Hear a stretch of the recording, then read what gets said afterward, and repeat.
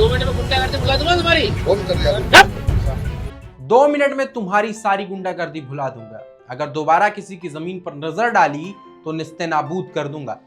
मध्य प्रदेश के प्रशासनिक इतिहास में बहुत कम ऐसे अधिकारी हुए हैं जिनकी आवाज सुनते ही माफियाओं के पसीने छूट जाते हैं और आम जनता की आंखों में उम्मीद की चमक आ जाती है। यह कहानी है 2012 कैडेट के आईएएस अधिकारी नरेंद्र कुमार सूर्यवंशी की। एक ऐसा नाम जो आज सिंघम और भाई जैसे दो विपरीत उपनामों से जाना जाता है। आज के इस विशेष एक्सप्लेनर में हम जानेंगे कि कौन है सूर्यवंशी, आईएएस बनने तक का सफर क्या रहा और अब उनके सामने रीवा के लिए सबसे बड़ी चुनौतियां क्या हैं। नमस्कार, मेरा नाम अनुभव है और आप देख रहे हैं ट्रेंड फर्स्ट। नरेंद्र कुमार सूर्यवंशी का जन्म 15 जुलाई 1970 को मध्य प्रदेश में हुआ। सूर्यवंशी उन चंद अधिकारियों में से हैं जिन्होंने प्रशासन को केवल फाइलों में नहीं बल्कि जमीन पर धूल फांक कर समझाया। उन्होंने अपने करियर की शुरुआत राज्य प्रशासनिक सेवा MPPSC से की थी। तहसीलदार और SDM जैसे पदों पर रहते हुए उन्होंने भू राजस्व के पेचीदा कानूनों को सीखा जिनका इस्तेमाल कर माफिया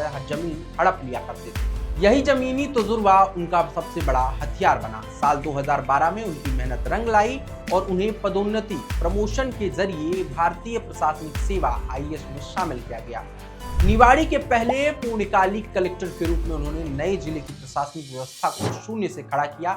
इसके बाद देवास के अतिरिक्त कलेक्टर और भोपाल सचिवालय में चिकित्सा शिक्षा विभाग जैसे महत्वपूर्ण पदों पर रखकर उन्होंने अपनी प्रशासनिक क्षमता का लोहा मनवाया। सूर्यवंशी की लोकप्रियता का सबसे बड़ा मोड़ रतलाम में आया, जहां उन्होंने भू माफियाओं के खिलाफ एक ऐसा अभियान छेड़ा जहां 14 महीनों के भीतर ही लगभग 500 करोड़ रुपए की अधिक से सरकारी जमीन माफियाओं के कब्जे से मुक्त कराई दी गई। यहीं से वो वीडियो वायरल हुआ जिसने उन्हें रातों रात नेशनल हीरो बना दिया।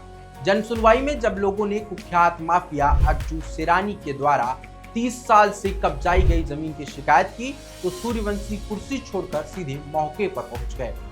माफिया को खुलेआम निस्तेनाबूद करने की उनकी चेतावनी ने कानून के इकबाल को बुलंद किया। उन्होंने न केवल जमीन खाली कराई बल्कि मौके पर ही नपाई कराकर 34 परिवारों की उनकी पुश्तैनी जमीन वापस दिलाई। लेकिन सूर्यवंशी केवल सख्त नहीं है। रतलाम में जब वृद्धाश्रम की माताएं अपनी समस्या लेकर आईं तो सूर्यवंशी ने न केवल उनकी समस्या को सुना बल्कि ससम्मान उनको अपनी आधिकारिक सरकारी कार में बिठाकर आश्रम भिजवाया और निजी तौर पर आर्थिक मदद भी की। इसी व्यवहार से उन्हें जानते हैं कलेक्टर भाई की छवि से। रतलाम के बाद सूर्यवंशी बैतूल पहुंचते हैं जहां उनके सामने चुनौती थी अवैध रेत खनन और प्रशासनिक ढिलाई। उन्होंने आधी रात को छापेमारी कर खनिज माफियाओं के सैकड़ों ट्रक जब्त कर लिए। लेकिन उनकी कार्यशैली का एक और उदाहरण फरवरी 2025 में दिखा जब एक प्राथमिक शिक्षिका संगीता विश्वकर्मा को परीक्षा के दौरान ब्लैक बोर्ड पर जवाब लिखकर नकल कराते पाया गया तो सूर्यवंशी ने महज 24 घंटे के अंदर उन्हें सस्पेंड कर शिक्षा विभाग में खलबली मचा दी। उनकी यह क्विक एक्शन नीति प्रशासन के प्रति लोगों का भरोसा बढ़ाने का काम करती है। अब आता है 9 अप्रैल 2026। मध्य प्रदेश सरकार ने एक बड़ा प्रशासनिक फेरबदल किया और नरेंद्र कुमार सूर्यवंशी को रीवा का नया कलेक्टर नियुक्त कर दिया गया। वह प्रतिभा पाल की जगह नए कलेक्टर के रूप में रीवा आए हैं। रीवा में कदम रखते ही सूर्यवंशी के कंधों पर जिम्मेदारियां हैं। सबसे बड़ी चुनौती है 16 अप्रैल 2026 को शुरू होने वाली डिजिटल जनगणना का पहला चरण। भारत की इस पहली पेपरलेस जनगणना को सफलतापूर्वक संपन्न कराना उनकी प्राथमिकता होगी। इसके अलावा रीवा क्षेत्र में सक्रिय कोयला और रेत माफियाओं के नेटवर्क को तोड़ना भी उनके लिए एक नया एजेंडा के रूप में शामिल होगा। सरकार ने उन पर भरोसा करते हुए उन्हें एक ऐसे जिले की कमान सौंपी है जो रणनीतिक और राजनीतिक दोनों लिहाज से बेहद संवेदनशील है।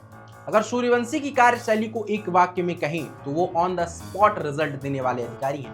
राजनीतिक गलियारों में चर्चा होती है क्या वो किसी पार्टी के करीबी हैं, लेकिन सच ये है कि सूर्यवंशी एक विशुद्ध प्रोफेशनल अधिकारी हैं जिनका झुकाव केवल सरकारी लक्ष्यों और जन सेवा की ओर होता है। चाहे मुख्यमंत्री शिवराज सिंह चौहान रहे हों या मोहन यादव, सूर्यवंशी हमेशा एंटी माफिया अभियानों के विश्वसनीय स्तंभ रहे हैं।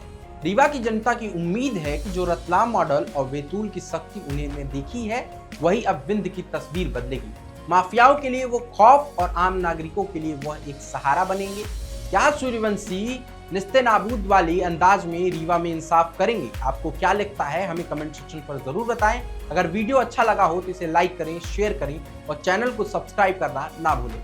फिर मिलेंगे एक ऐसे ही एक्सप्लेनर के साथ, तब तक के लिए जय हिंद।